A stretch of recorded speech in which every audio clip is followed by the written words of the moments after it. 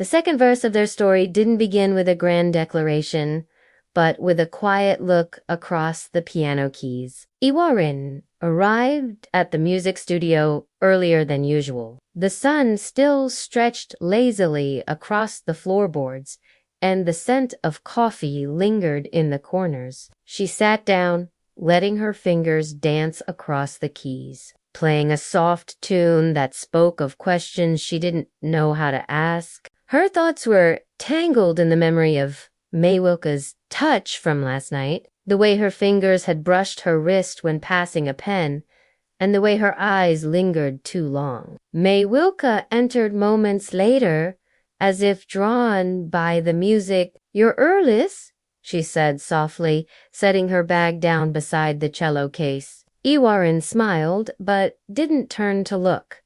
"Couldn't sleep." "Me neither," Maywilka replied. Her voice held something else, unspoken tension, or maybe a hope. They rehearsed a duet, but each note felt heavier than it had the day before. Their chemistry hadn't dimmed in. In fact, it was growing louder. Every harmony they created was filled with something unsaid, swelling with emotions that trembled just beneath the surface. During a break, Maywilka leaned against the studio wall, sipping from a thermos. "Iwa," she said suddenly, using the nickname she'd only whispered once before, "can I ask you something?"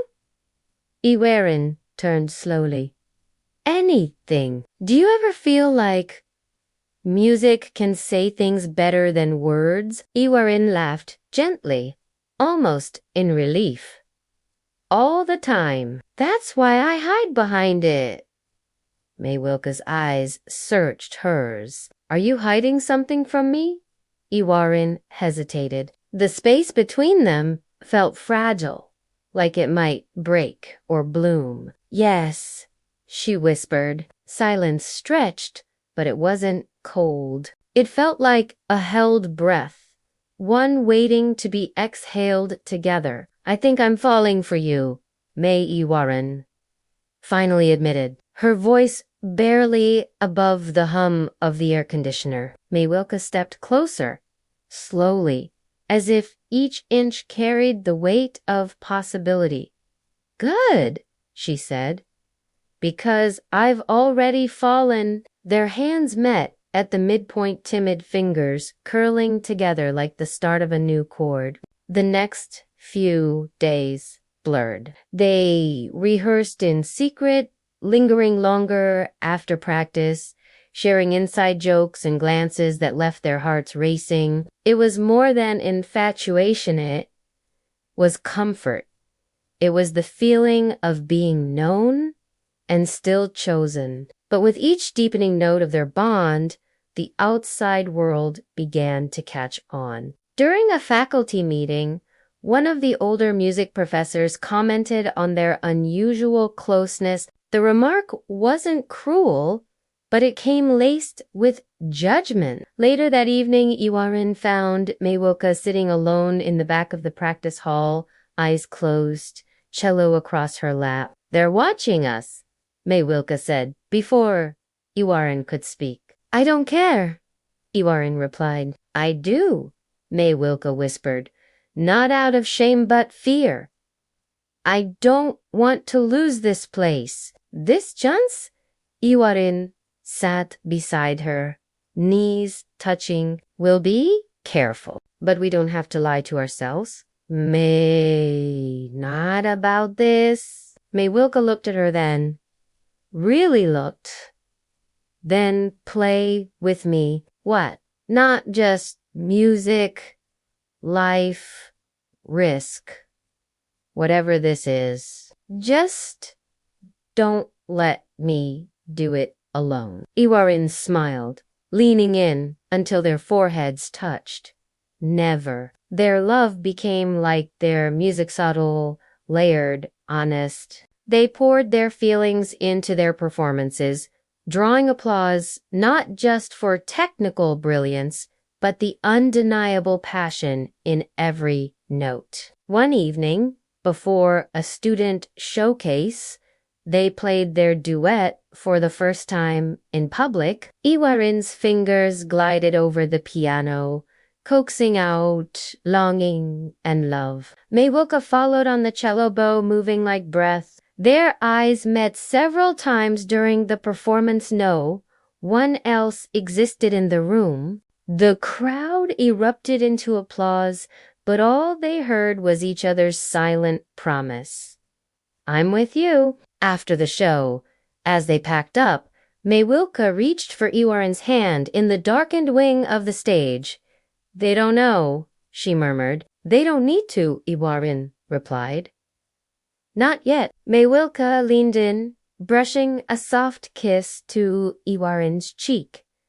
"But one day, I want them to." Iywarin nodded. "We'll write that melody together." Outside, the night air wrapped around them like a symphony waiting to be played, quiet, daring, and full of love yet to come. Weeks turned into months. Their music matured. Their love deepened. Then one chilly afternoon, while strolling through the campus arboretum, Maywilka stopped before a towering oak. "There's so much to discover," she said, turning to Iywarin.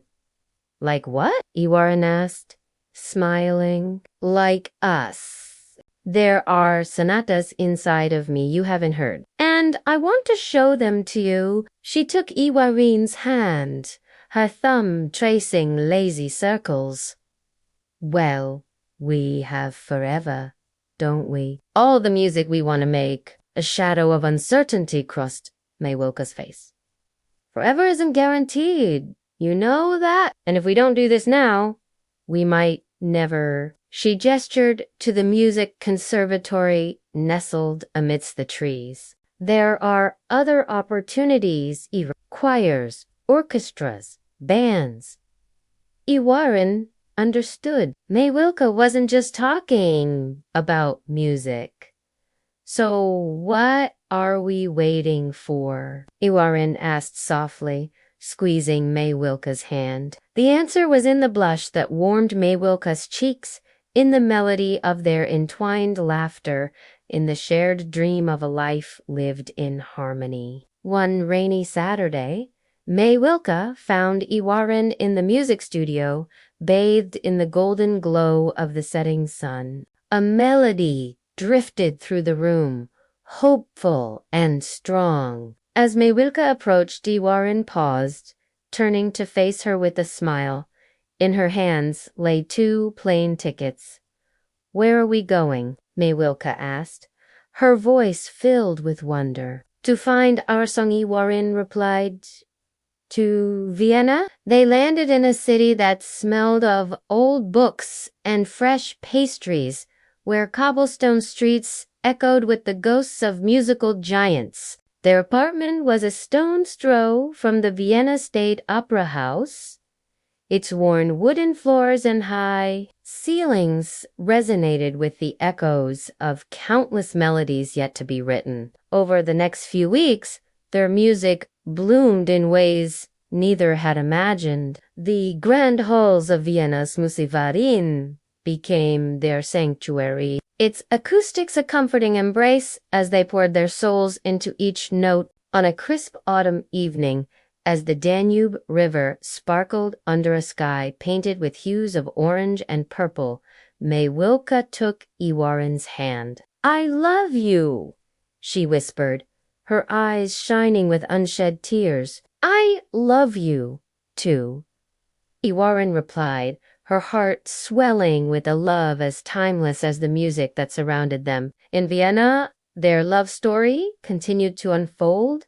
Each day, a new composition, each glance, a shared harmony. They explored hidden cafes, their laughter echoing through the cozy rooms. They strolled along the Danube, leaving footprints in the sand that the river itself seemed reluctant to wash away. Their music, a reflection of their love, grew in complexity and depth. Each sonata, a testament to the boundless possibilities that arose when 2 souls dared to harmonize their dreams.